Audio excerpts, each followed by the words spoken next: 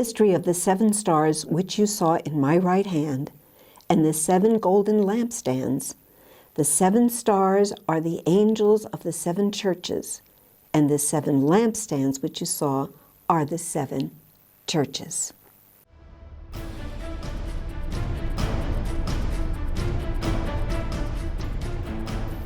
Shalom and greetings from Jerusalem. My name is Joan Lippis, or hashtag Joni in Jerusalem, welcoming you to Lunchtime Prayer for Israel. Lunchtime Prayer for Israel is part of the Novea Ministries family.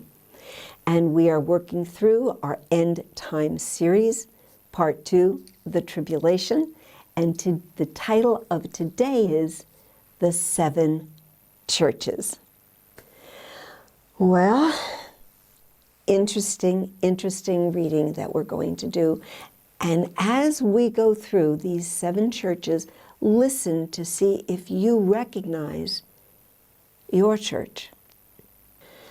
Yeshua had only praise for 2 out of the 7 churches, and those are not very good odds.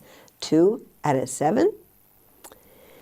So the angel then begins to share the letters Yeshua wrote to these 7 churches. Now, we suggest that these churches were existing at the time, but some Bible teachers see each church as describing the church down through the centuries. I suggest they also exist today.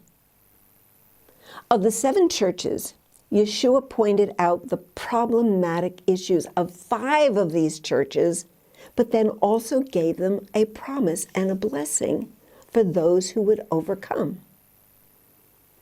First of all, there was the church of Ephesus. That church had lost their first love. We see that in verses 1 through 7 of chapter 2. Then the church of Pergamos held on to false doctrines, the false doctrines of Balaam and the Nicolaitans. Those are verses 12 through 17. The church of Thyatira compromised. Oh, that's going on today. They compromised by allowing a woman of sexual immorality to influence those of the congregation. And that's verses 18 through 29. Now, I've got to stop here. How many pastors and worship leaders and leaders of the church have fallen prey to that woman? And it doesn't have to be a woman. It can be anyone of influence who really use that influence of sexual immorality. Why? Well, let's go back to the Garden of Eden. Let's go back to the battle between men and women. Why? Because of sin. And the beauty of women, Yeshua elevates women, elevates the bride, elevates us when we are cleansed and when we are redeemed, when we are washed by His redemption, His atoning blood. We don't like to talk about the blood, because it just sounds awful. But it is awful. And it was the price that had to be paid for our redemption and our cleansing. So don't do this to women. No. We see that so often in the church. Honor women the way Yeshua did. Beware of sexual immorality of those who are under the influence of sin. Again, honor women. Honor women. Now, the church of Sardis was considered dead in Yeshua's eyes, for he had not found their works sufficiently acceptable. That's in Revelation 3, 1 through 6. They were working very, very hard, but wrongly. The church of Laodicea was half-hearted, indifferent in their faith and ministry. We see that in Revelation 14 through 22. Again, beloved, Have you seen any of these issues in your church where you are attending? I see every one of these issues throughout the church today and in the body of Yeshua. We're in trouble, men and women. We are in trouble. And as it comes into the end times, we have got to be strong. As Daniel said, those who know their God will do mighty exploits, and we will come out of the deception that has gripped our churches today. Boy, I didn't expect to do so much preaching in this, but how can we read this and not be concerned?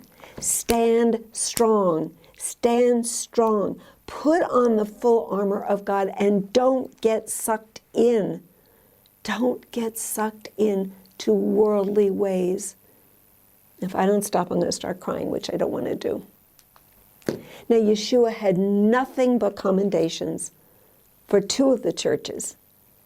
The church of Smyrna suffered.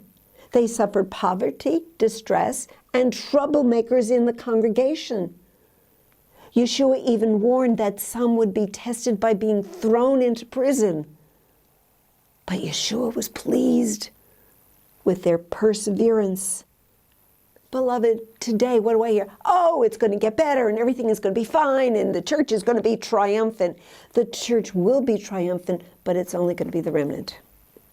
It's only going to be the remnant. We are so afraid of suffering in the West. Well, you know what? If you don't have it, go get Fox's Book of the Martyrs and read.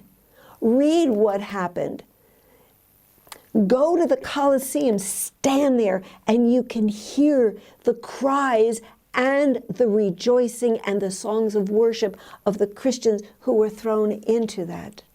I will never, never forget standing there in the Colosseum and listening in the midst of the silence, listening.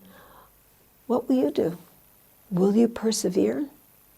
Will you persevere? And finally, the church in Philadelphia was also commended for their perseverance to faithfully keep Yeshua's commands.